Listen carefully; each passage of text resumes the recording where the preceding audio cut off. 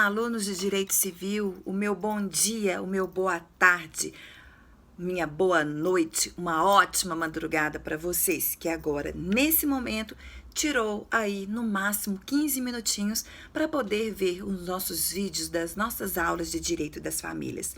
Essa já é a nossa 8ª aula de Direito das Famílias e hoje nós vamos falar sobre os efeitos pessoais do casamento. Tudo bem, galera? Tudo bem? Quem não assistiu às aulas anteriores, assistam às aulas anteriores para que possa ver esse vídeo de agora. Tudo bem?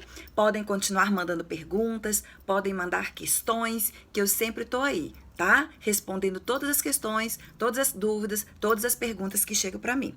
Tudo bem, pessoal? Uma notícia muito feliz, acabei de sair agora da nossa 51ª semana jurídica aqui da Faculdade Pitágoras. Nós tivemos uma manhã repleta com 2 palestrantes, o Leonardo e a professora Natália Masson, que eles vieram falar do direito penal, bem como do direito constitucional. Excelentes aulas. Agora à noite nós temos também palestra com Eupídio Donizete e também com Cristiano Sobral. Vai, pessoal, porque hoje à noite promete, tá bom? Voltando aqui, galera. Então, olha só, os efeitos pessoais. Então, primeiro, o casamento ele produz efeitos pessoais e efeitos patrimoniais, beleza? Bom, as doutrinas são unânimes nessa brincadeira. Quando nós falamos efeitos pessoais, nós falamos do meu bem, né? Referindo-se ao meu bem, ao meu amor da minha vida. Mas quando nós fazemos referência aos efeitos patrimoniais, nós falamos dos meus bens. Aí muda a figura, né, galera? Depois dessa aula, nós vamos ver os efeitos patrimoniais. Então, veja só, os efeitos pessoais, eles estão lá no artigos 1575 a 1570 do Código Civil. Acaba sendo uma redundância. Por quê? Porque o artigo 1565, o que ele fala pra gente, tá? Que os companheiros, os cônjuges e os consortes, eles são responsáveis pelos encargos da família.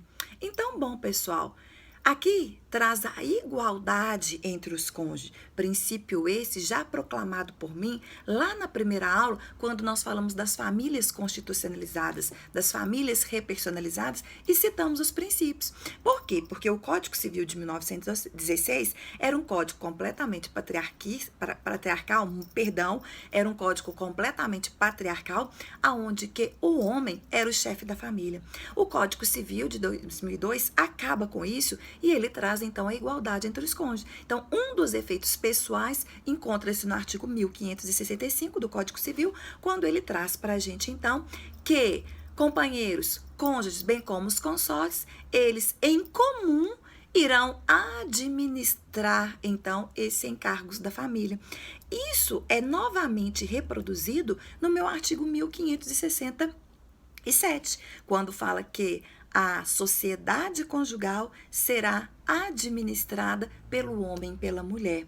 Chamo a atenção de vocês porque nós não vamos mais trabalhar com essa linguagem de homem e mulher, mas nós vamos falar então que a administração da sociedade conjugal hoje é feita pelas pessoas que compõem essa sociedade, seja então essa sociedade formada por um casal heterossexual ou essa sociedade formada pelo casal homossexual. Valeu?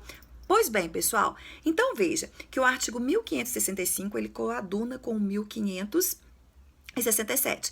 1565, os encargos serão feitos em virtude dos companheiros e a administração da sociedade será feita pelas partes, 1565.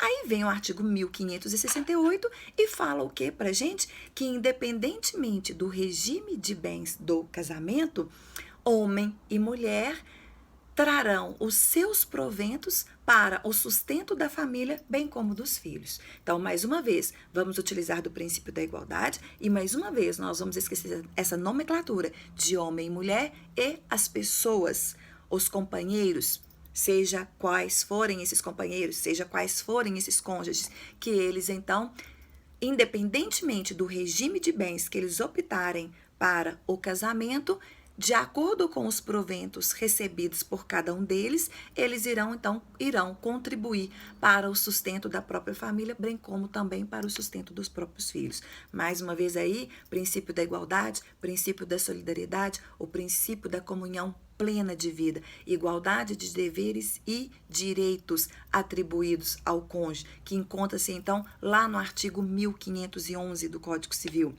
Já o artigo 1568 coloca pra gente que os cônjuges caberão a eles a escolha do domicílio.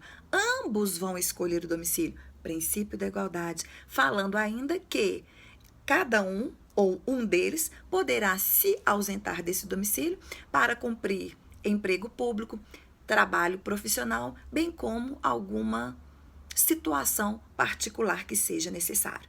Tá certo? Então, diante disso, a gente pegando esse gancho que fala sobre o domicílio no 1569, a gente vai para o artigo 1566, que, a meu ver, é um dos principais artigos que nós temos quando nós estamos falando dos efeitos pessoais do casamento. Por quê?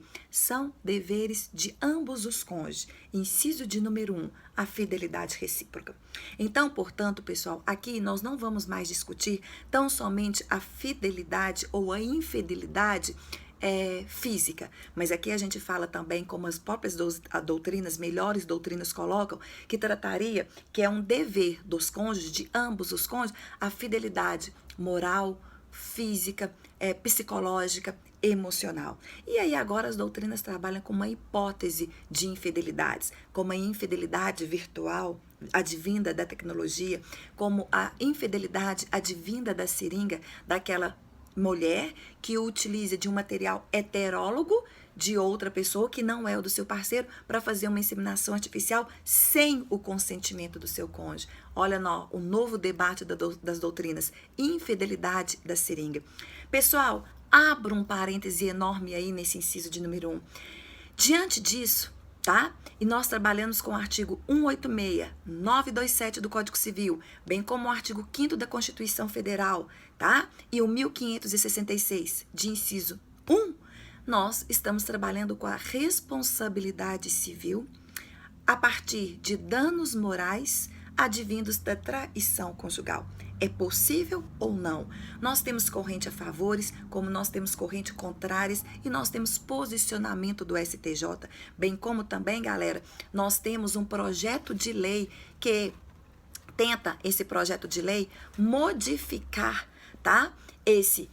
Artigos dispositivos, então, do Código Civil, que é o artigo que é o projeto de lei 5.716 de 2016, prevendo, então, modificações no Código Civil, tentando inserir lá no artigo 86, no 927A, dizendo que aquele que comete ato ilícito, advindo da infidelidade virtual ou física, ou moral, ou emocional, ou seja, a fidelidade advinda do artigo 1566, inciso de número 1. Ele poderá ou não ser compelido a pagar danos morais ao cônjuge traído.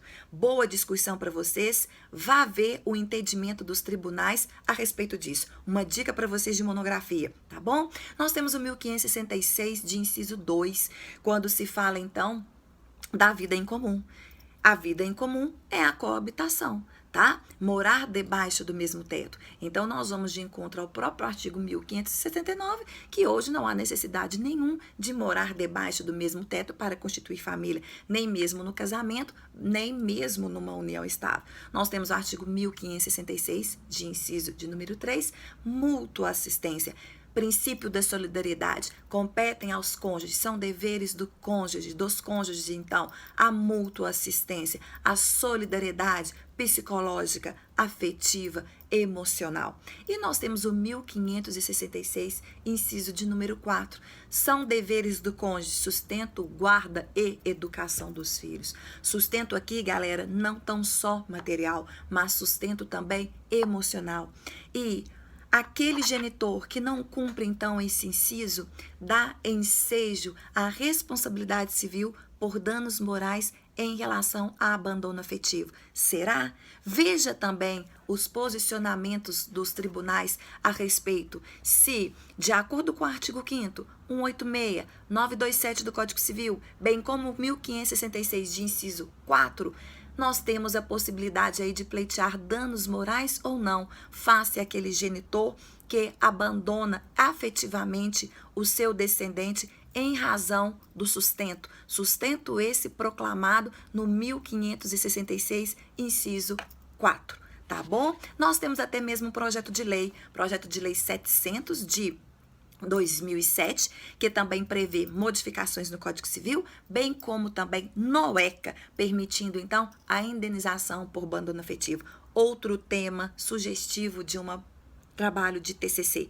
E, por fim, o artigo 1566, em seu último inciso, coloca respeito e consideração mútuos. Mais uma vez, princípio da solidariedade, princípio da afetividade. Então, galera, olha só, quando nós falamos dos efeitos pessoais do casamento, tá? São deveres dos cônjuges a administração de todos os seus bens, a administração de todo o patrimônio, independentemente de qual seja o regime de bens. Chamo a atenção, a administração é feita por ambos os cônjuges, independentemente de qual regime eles se casaram. Mas dispor do bem, tá? Seja de forma onerosa ou de forma gratuita, aí sim, somente aquele cônjuge casado sob o regime da separação convencional de bens poderá dispor do seu bem de forma graciosa ou onerosa sem a outorga marital. Mas, em contrapartida, administrar os bens diante dos proventos que eles recebem, independentemente do regime de bens, trazer então um planejamento familiar, que eu estava esquecendo de dizer, o planejamento familiar está lá no 1565, parágrafo 2º.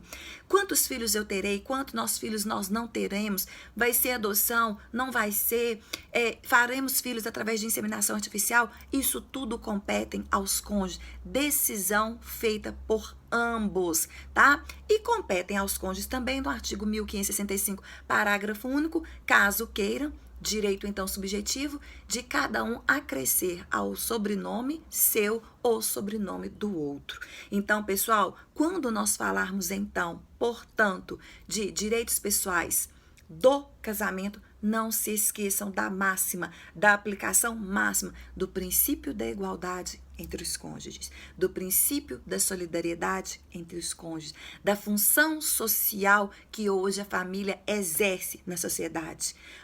O objetivo hoje do casamento é a comunhão plena de vida. E o que é essa comunhão plena de vida? A igualdade de direitos e deveres dos cônjuges. Seja qual é a formação desses cônjuges. Seja se os cônjuges são pares homoafetivos ou se são pares heteroafetivos.